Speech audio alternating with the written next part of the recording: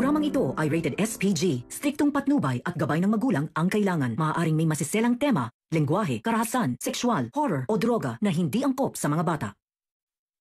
Ay Ilonggo Girl. Mas kapanapanabik nga ang mga kaganapan ngayon sa My Ilonggo Girl. Masisira kasi ang imahe nitong si Venice sa social media dahil sa nangyari sa birthday party nitong si Sergov.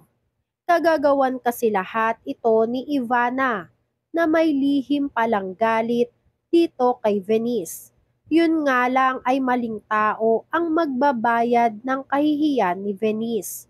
Inutusan kasi nitong si Ivana ang stylish nitong si Venice na si Charlene na videohan itong si Tata sa nasabing event at nagtagumpay nga sila dahil nag-viral nga ang video nito. Plano nga kasi talaga nitong si Ivana na ipahiya itong si Venice sa maraming tao. Kaya naman ang ating bida na si Tata ay nalagay muli sa kahihiyan.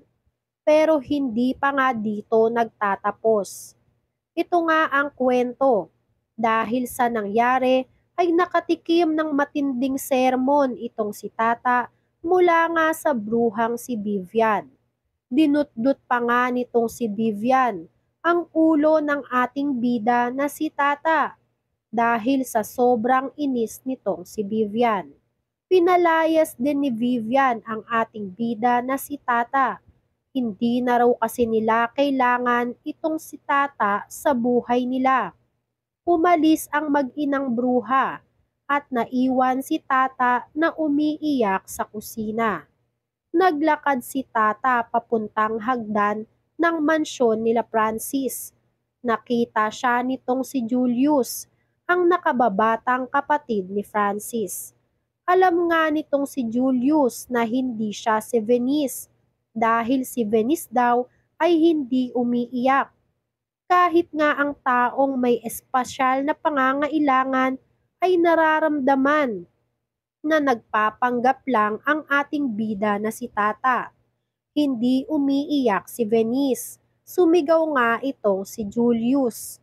Ang mga salitang binitawan nitong si Julius kay Tata ang nagbigay sa kanya ng lakas ng loob. Hindi pwede na umupo na lang ako at magmukmok. Kailangan kong gampanan ang trabaho. Para dito sa nanay niyang si Shirley. Para na rin sa pamilya niya. Kaya nga imbis na magmukmok ang ating bida na si Tata, tumayo siya at puno ng determinasyon. Kailangan kong magpatuloy para sa pamilya ko. Tinawagan na nga ni Tata si Nay Guapa para humingi na ng tulong. Gusto raw niyang lutuan ang pamilya Palma. Sinabi nga ni Nay Guapa na lutuin ang batchoy na pinagmamalaki ng pamilya nila. Panigurado raw kasi na magugustuhan din yon ng pamilya Palma. Hindi nga nagkamali itong si Nay Guapa. Dahil kahit nagkaaberya nga ay nabawi naman agad ni Tata ang tiwala ng lahat. Aprobado nga kay Francis ang luto nitong si Tata. Ganon din nga kay Sergov. Kaya ang plano ni Sergov na pauwiin lahat ng mga bisita ay lahat ay nagbago. Dahil naisalba ng ating bida ang pagkaing natapon. Dito nga ay binalaan ni Francis itong si Tata bago nga i-reserve o iserve sa mga bisita ang kanyang handa na kung sakaling hindi raw magustuhan ng mga bisita ang niluto nitong si Tata, ay kusa na daw dapat umalis si Tata sa pamamahay nila. Hindi nga binigo nitong si Tata si Francis, pati na rin nga itong si Vivian. Dahil mukhang pera nga itong bruhang si Vivian. Kailangan niya ngang mas palakasin itong si Tata dahil mabubuking ang lahat ng kanilang tinatago. Pinuri nga ng marami ang ating bida dahil sa batchoy na siya mismo ang naghanda. Kaya pinagpatuloy nila ang selebrasyon ni Sergov. Labis-labis naman ang kagalakan na naramdaman ng ating bida nang makita na nasarapan si Sir Gob sa luto niya. Buti nga at pati si Francis ay nahihiwagahan dahil napakapiling tao raw ni Sir Gov. Tapos nga daw ay aprobado ang luto ni Tata. Kaya naman ito ngang kinabukasan ay nagdesisyon nga si Margaret na magkaroon sila ng kaunting salo-salo. Gusto ngang ipakilala ni Margaret si Tata o ito ngang si Venice. Gustong ipakilala sa kanilang mga amiga. Kaya naman itong si Tata ay pinaghanda ni Francis. Ngunit hindi nga inaasahan ang mga pangyayari. Dahil nung oras na nga ng pakikipagkita nitong si Tata ay hindi nga sumipot ang ating bida. Dahil nagkaroon ng problema sa pamilya nila. Susuungin nga nitong si Tata ang lahat kahit na nga ang pagpapanggap niya alang-alang sa kanyang pamilya. Sumugod nga itong si Tata sa ospital. Sinalubong naman agad siya nitong kaibigang si John Paul. Sinabi nga ang kondisyon at nangyari sa kanyang kapatid. Nag-alala nga ng husto ang ating bida, kaya hindi na nga niya nagawa pa na magpaalam kay Francis.